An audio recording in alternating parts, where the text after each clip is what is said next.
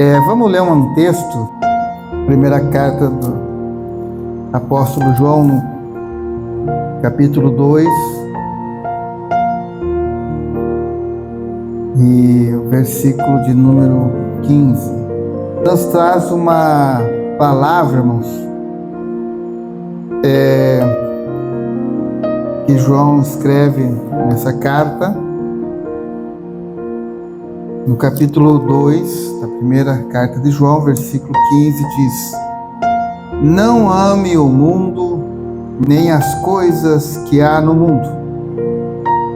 Se alguém amar o mundo, o amor do Pai não está nele. Porque tudo o que há no mundo, os desejos da carne, os desejos dos olhos e a soberba da vida, não procede do Pai, mas procede do mundo.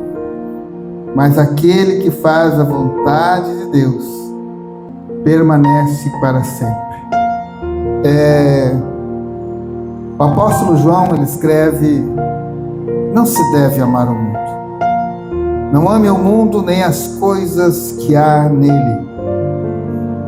Você observa, irmãos, que a riqueza da grande criação de Deus, a obra-prima, a obra especial, somos nós.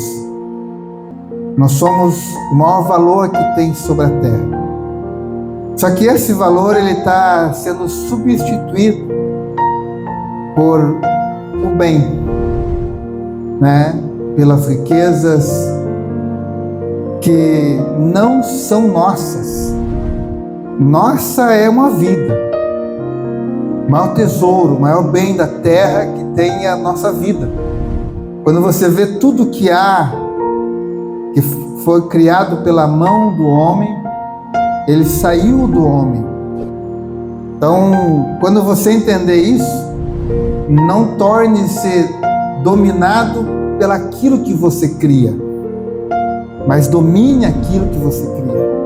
Então, hoje as pessoas são dominadas pelos bens, né? Pelas posses, pelos títulos, por aquilo que adquire, sem se dar conta que quem construiu, quem adquiriu, é maior do que aquilo.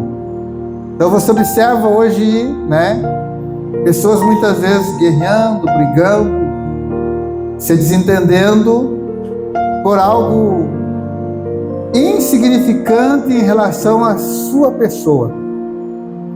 Isso é assustador, irmãos, porque a desvalorização do ser humano, o valor da vida, se foi. Quando você coloca o seu bem acima da vida, seu momento, quando você põe aquilo que você adquire acima da vida, você não dá o valor à vida. Então ele escreve dizendo: não ame o mundo, nem as coisas que há no mundo. Se alguém amar o mundo, o amor do Pai não está nele. Entenda, irmãos, como é para nós ver a gente que tem filhos, os filhos brigando por coisas dentro de casa, né? Se afrontando, se judiando ali por objetos, e assim começa uma vida. Você observa que orgulho, muitas vezes aquele espírito de individualidade, de possessão, começa a surgir desde pequeno. Não é meu, e é meu, e é meu. E ali travam-se as lutas, travam-se as batalhas. E o final é esse: guerrear a vida inteira pelos bens da terra, não é? E dentro disso aí, muitos dominados por os desejos, sentimentos, não vê a hora que muitas vezes um pai ou uma mãe se vá para herdar o que tem. E quando o tempo está demorando ainda, eles dão um jeitinho de herdar isso antes. Então, quando você observa através desse texto aqui, Ele disse assim que, porque tudo que há no mundo, ele fala, os desejos da carne, os desejos dos olhos e a soberba da vida. Então, nossos olhos naturais, irmãos, e os desejos nossos, eles estão focados aqui. Se observa que a queda da humanidade, ela veio dessas três formas: soberba, né? Os olhos, vê, desejo, quero, né?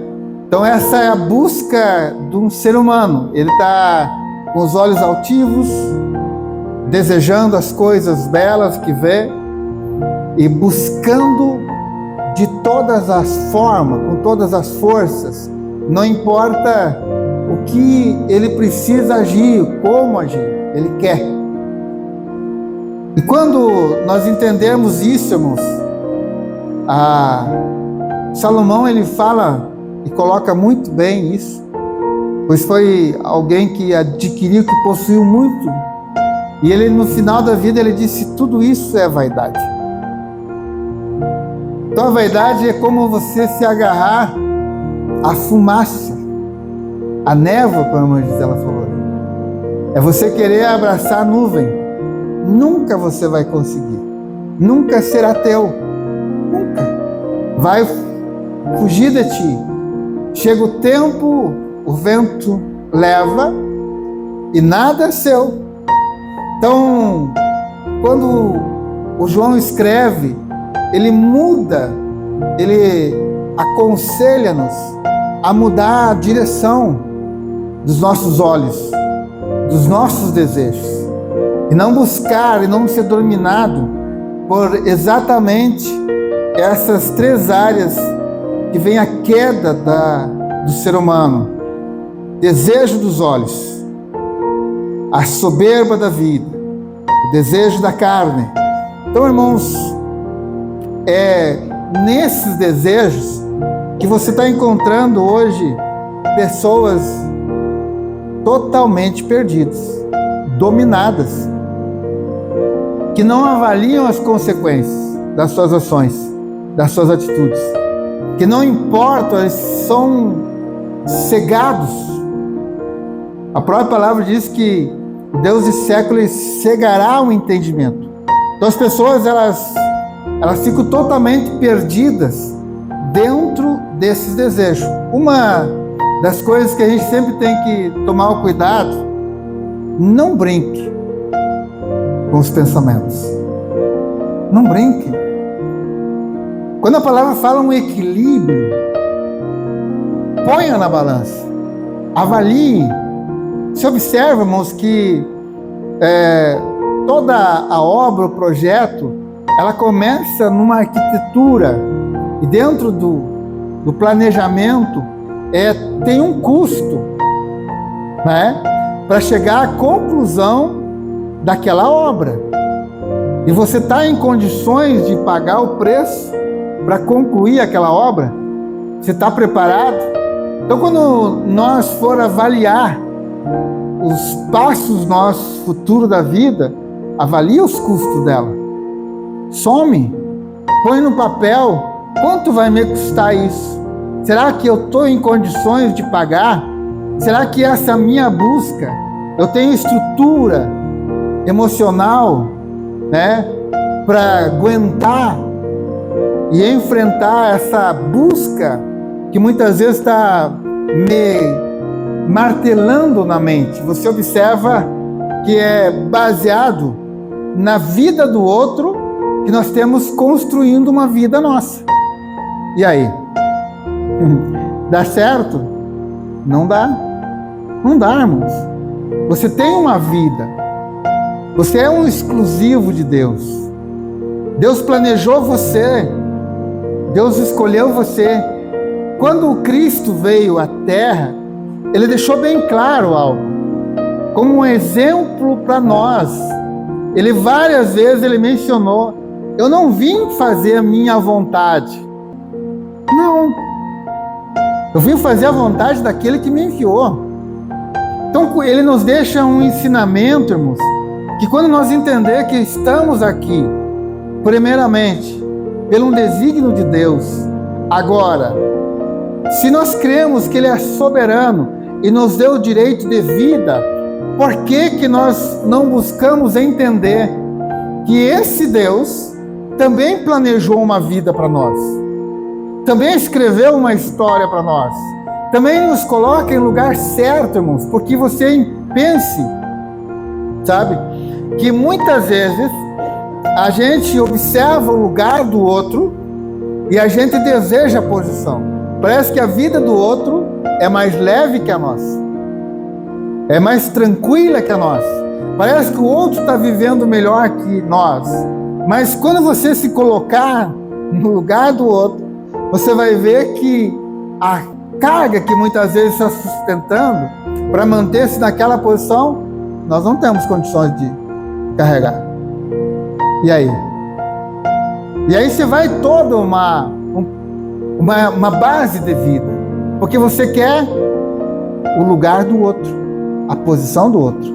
Então é exatamente isso aqui, irmãos. É através dos nossos olhos que nós somos enganados. Não é assim? Que nós somos pegos. Eu sempre estou dizendo assim, né, que a maior causador de acidentes nas estradas é tu não ter conhecimento do veículo que te conduz. Sabe? Tu não saber da potência dele, do que ele é capaz de fazer ou não. E nem todo veículo ele tem a mesma potência, ele tem a mesma ação, ele tem o mesmo domínio. E muitas vezes a vida se perde porque tu não sabe ter o domínio sobre aquilo que tu tem. E aí? É uma ultrapassada forçada, é uma ação no momento de uma ação rápida que você não sabe o que você tem. E quando nós não temos conhecimento do que temos, se perdemos com isso. Não é assim? Se perdemos. Tem muitas pessoas, irmãos, que eles estão se perdendo na caminhada da vida porque eles não tinham noção antes de entrar naquele negócio, naquela vida, naquele segmento dos problemas que ele ia apresentar, das cargas que eu tenho que levar, da pressão que eu tenho que enfrentar. E é por isso que o João alerta, porque nossos olhos é exatamente como um relacionamento a dois, não é assim? Que muitas vezes aquilo que a gente vê no dia a dia, ou lá no namoro, ou lá nos encontros, não é uma realidade de um dia após o outro. Quando você coloca a aliança no dedo e decide caminhar junto, aí vem o desafio de uma caminhada a dois. Não é assim? Aí vem o desafio de uma palavra que é mencionada no altar, até que a morte separe. É ou não é desafiador? É, irmãos. Tem que ter muito jeito, tem que ter muito equilíbrio, tem que ter muito tato, tem que ter muita paciência, perseverança para persistir, para resistir. Sabe, são duas mentes diferentes, são duas visões diferentes entre um homem e uma mulher. É no convívio que vão se unir em pensamentos, em atitudes, muitas vezes, em desejos. Mas isso não nasce da noite para o dia. Por isso que é sempre bom buscarmos direção de Deus em todo o segmento da vida. Peça para Deus. Mesmo que a tua função ou o lugar que tu ocupa seja um lugar de cargas, de enfrentamentos, Deus estará contigo. Te dará direção, te dará saída, te sustentará na sua caminhada. Então, o João escreve assim que o amor a essas coisas nos afasta do amor a Deus. E amor, irmãos, e amar é uma entrega. Então, quando você ama a Deus, você se entrega a Ele, para que Ele seja o Senhor da tua vida, para que Ele te conduza. E dentro disso aqui, irmãos, o Senhor vai te dar estratégias, sabedoria, o Senhor vai te dar paciência, o Senhor vai te dar mansidão, o Senhor vai te dar a perseverança para você percorrer o caminho que você tem que percorrer. O Senhor vai trazer sobre você um equilíbrio. Não é assim? Você observa um casal que se ama. Nem todo dia é igual para os dois. Você observa, irmãos, que nós temos esses desafios. Nós temos esses enfrentamentos. Mas como resolver isso aqui? Então, quando o nosso amor ele está direcionado às coisas de Deus, ao reino dos céus, vem sobre nós direção, vem sobre nós a sabedoria de como você vai caminhar aquele dia. Como você vai... Você observa que muitas coisas, elas acontecem para o bem ou para o mal em apenas um dia. É um dia. É um dia que pode ser decisivo. Você observa que quando há sensibilidade, irmãos, e quando os nossos olhos estão focados exatamente esse tempo que Deus age. E você observa, irmãos, sabe, a fatalidade, o acidente, ele já é algo que não está no domínio da gente, sabe? Não está. Mas quantos e quantos são livres? São livres de tragédias. E aí? Se você olharmos em todas as histórias, em todos os tempos, diante de grandes e terríveis tragédias, há relatos inúmeros de pessoas que eram para estar no local e não estavam. Que eram para estar junto e não estavam. E o que é isso? É Deus agindo. É Deus livrando. Não que nós não vamos viver eternamente aqui, mas, irmãos, quando nós amamos a Deus, e a palavra diz que a mansidão, irmãos, é um equilíbrio dentro de nós. Sabe, a mansidão, ela é espera. Sabe, você observa assim que hoje a ansiedade, ela desperta um ódio, uma raiva. Pela falta de paciência, muitas vezes, o benefício adquirido se torna um meio de desavença. Pela ansiedade. Então, quando nós temos Deus no coração, nós temos essa mansidão. E a mansidão, ela leva a um benefício: herdar a terra. Herdar é viver, é desfrutar de cada momento, é envelhecer, desfrutando os benefícios da terra. Então, você observa que Deus nos deu a terra para desfrutarmos dos benefícios, não nos apossarmos. É bem diferente, irmãos. Quando você desfruta dos benefícios, você tem paz no seu coração.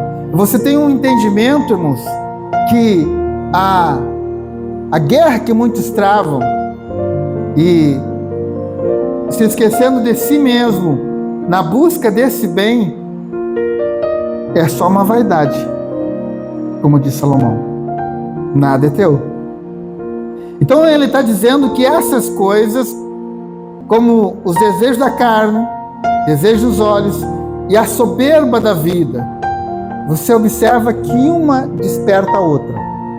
Você vê, você deseja, porque você quer ser. Então as pessoas, elas acham que são pelo que têm. E é dentro disso, irmãos, que é que nem você pescar o peixe. O que você usa? A isca. Se ele soubesse que aquela isca é o seu fim, você acha que ele morderia? Que está muito bem camuflado naquela isca um laço de morte, né? E exatamente o pescador põe na isca o que o peixe gosta, o que atrai o peixe, né? Assim como a ratoeirinha pro rato. Você sabe quem é que come o queijo? Não é o rato que morre, é o outro rato que vem depois. Não é o rato que morre, não é o apressado que come o queijo, não é o ansioso que come o queijo. Primeiro ele morre, para depois o outro vem e come o queijo. Então, a calma te ensina a conquistar, a paciência te ensina a conquistar, a pressa te leva à destruição, ao prejuízo. Então, quando você entender que as coisas que o mundo oferece é uma isca, é um laço, e atraído pelo cheiro suave, pela beleza externa, e aí o desejo, se eu ter, eu vou ser. Não é assim? Soberba da vida. E essa soberba, irmãos, como os desejos, você acha que você tem limite sobre eles? Não tem. Não brinque, porque você não consegue dominar. Cada vez mais você quer. Cada vez mais alto você quer chegar. Mais poderoso você quer ficar. Você observa que as pessoas hoje, os grandes líderes mundiais, eles não se contentam só com governar um país. Não é assim? Não estão travando guerra, porque o país não chega, eu quero o continente inteiro. E o continente inteiro não chega, eu quero o mundo inteiro. Eu quero ser o governo mundial. Então esse lado, irmãos, não pense que você consegue dominar. Quanto mais tem, mais quer. Porque aí é um desejo descontrolado. Então o amor é isso. Quando nós amamos essas coisas dominam, cercam, escravizam e levam essa mentalidade de um sonho, de um projeto, à escravidão a ponto de não avaliar as ações. E João lhe dá um alerta: não amem, não se volte para isso. O mundo passa, bem como os seus desejos. Então ele está falando que todas essas coisas, irmãos, elas são passageiras. Então quando você aprende a dominar os desejos do teu coração, isso passa. Isso vai passar. Aprende a dominar. E muitas vezes na vida, Deus precisa, por amor à nossa alma, colocar impedimentos. Ah, se não é Deus colocar esses impedimentos na nossa vida, como nós viveríamos? De forma desenfreada. Sabe, a bondade da escolha de Deus sobre nós é não permitir que nós caia nessas ciladas. E a mão de Deus, às vezes ela nos tira aquilo que temos, que possuímos, para que o nosso coração venha se voltar para Ele. Você quer ver uma coisa, irmãos? Pense com você. Quando que você busca Deus? Não é nos tempos de aflição? E as suas orações, seu clamor, ela rompe as barreiras para chegar aos pés do Senhor. As lágrimas, os sentimentos são puros, mas e no tempo da fartura? Como é as orações? No tempo das coisas tudo certa, do vento tranquilo, parece tudo bem, né? Então você observa, irmãos, que a fé, ela é um instrumento. Você quer ver uma coisa? Quando Jesus com os discípulos atravessava o mar da Galileia, e Jesus dorme na polpa, vem vento.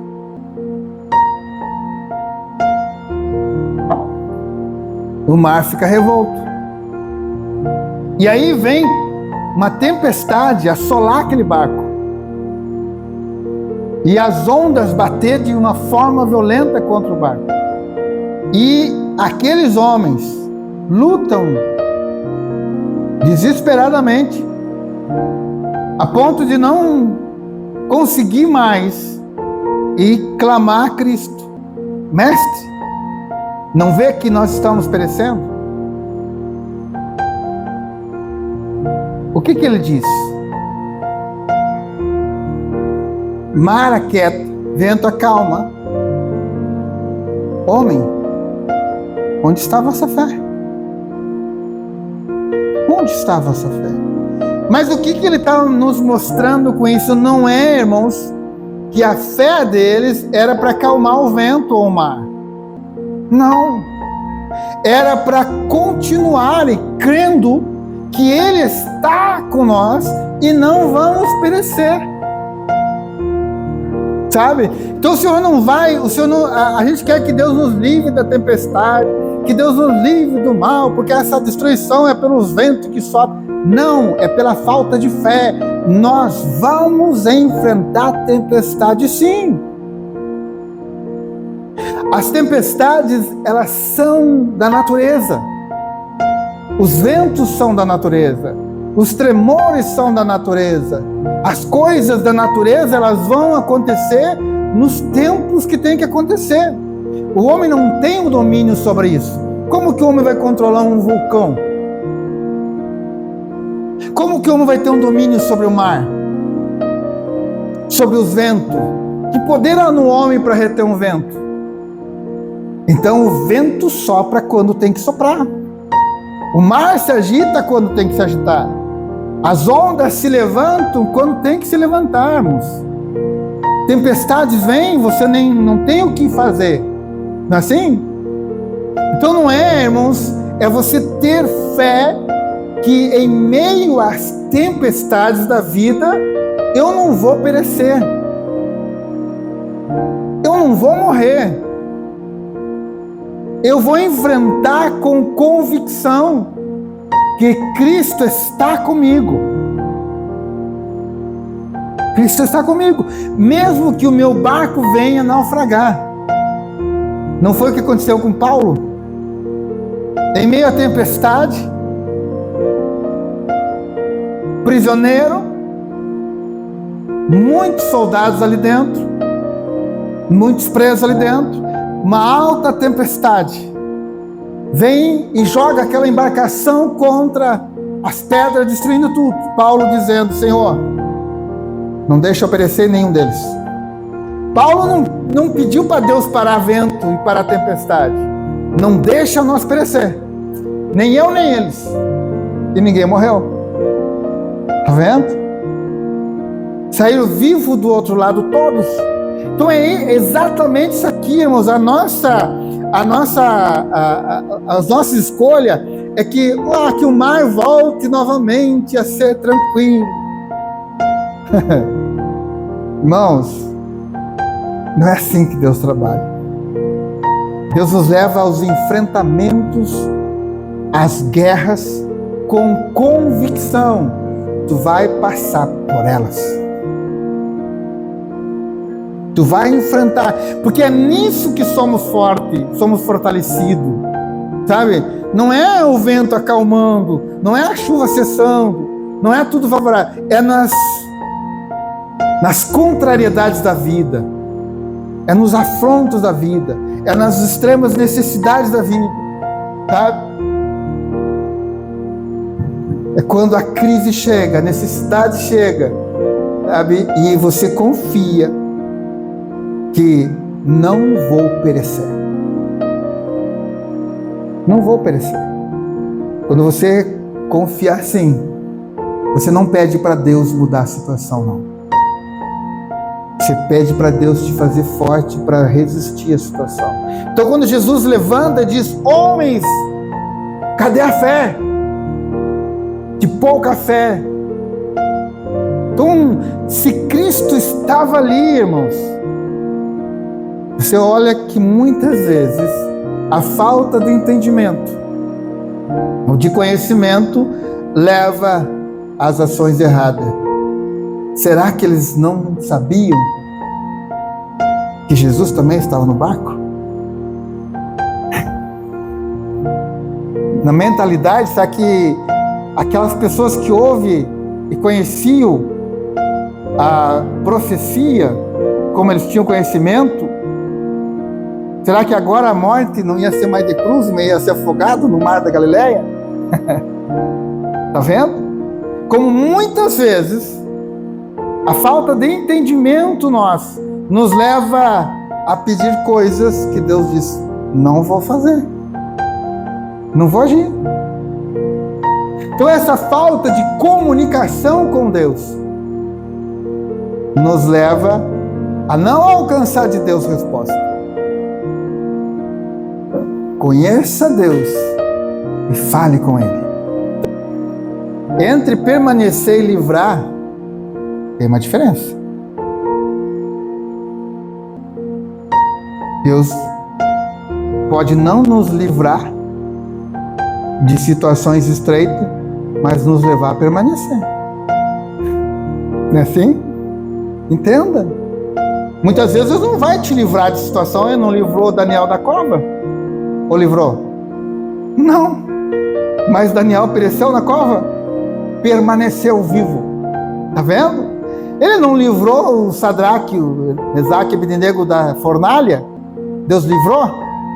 Não. Então quando você entender, irmãos, que os enfrentamentos são para a glória de Deus manifestada na nossa vida, para fortalecer a tua fé no Senhor, e para que muitos que te observam dizem: agora acabou para ele, agora não tem mais jeito, agora é o fim, ó, perdeu tudo, acabou lá, eu sei que tem. Sabe, tem muita gente que ainda aplaude as batalhas que tu trava, os inimigos que levantam contra ti. Quando você entender o reino, você diz: Deus não me livra, mas me faz permanecer, me faz forte. Olha, irmãos, Cristo, sabendo que a situação depois do Getsemane era terrível, ele disse: se possível, passa de mim esse momento, esse cálice amargo, mas se faça a tua vontade. Então, ele mesmo sabendo que ele tinha enfrentamentos difíceis, que seria julgado, e já sabia que a sentença cairia sobre ele como culpado e que a decisão seria a sua morte, ele diz: Pai, é amargo, se possível tu passe, mas eu quero que prevaleça a tua vontade. Então, irmãos, a trajetória dele, do enfrentamento, não houve livramento, mas foi grande a sua vitória. A vitória sobre a morte, de vencer a morte. Ele precisava enfrentar a morte, se tornar rei soberano, com nome acima de todo nome, estava mediante aquele enfrentamento. Quando nós entendemos isso, irmãos, Deus não me livra das guerras, mas me faz prevalecer sobre elas. Está vendo? Não me livra dos desafios, me faz forte sobre eles. É isso que Cristo estava dizendo para os discípulos. O vento é da natureza, o mar, ele tem um domínio próprio sobre ele. Ele tem uma autoridade que o Pai deixou sobre ele. Então ele vai soprar, ele vai balançar. Agora, e vocês? E vocês? Então, irmãos, Deus quer nos fazer forte. Em todos os tempos somos desafiados. E como tu é forte, equilíbrio dentro de você. Equilibra os sentimentos, os pensamentos. Equilibra você. Sabe? Mesmo que uma carga venha, uma bomba seja lançada contra você. Não tenha medo. Sabe, a palavra do Senhor, irmãos, diante da trajetória do povo de Israel no deserto, era só uma: Moisés, diga ao povo que marche, diga ao povo que avance, prossiga.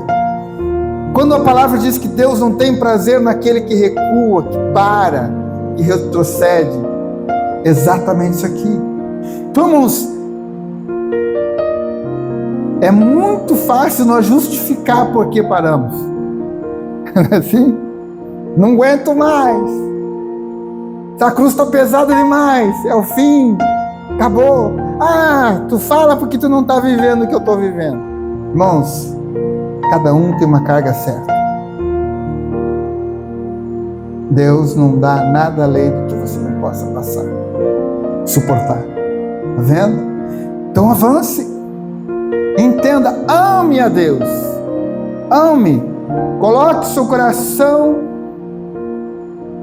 na busca desse Deus. E você vai herdar essa promessa. Aquele que faz a vontade de Deus permanece para sempre.